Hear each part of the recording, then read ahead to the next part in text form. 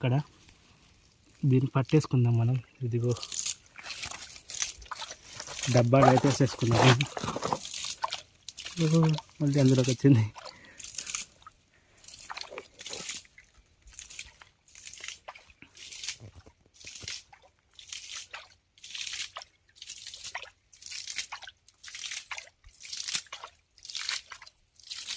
మేము అయితే వాటర్ని అయితే ఈ విధంగానైతే బయటకు అయితే వెళ్ళగొట్టేస్తాం ఫ్రెండ్స్. ఎందుకంటే మా దగ్గర ఏమీ లేదు కాబట్టి ఇక్కడ దొరికిన దాంట్ని ఉపయోగించుకొని అయితే బయటకు అయితే వాటర్ని అయితే పంపించేస్తున్నాము.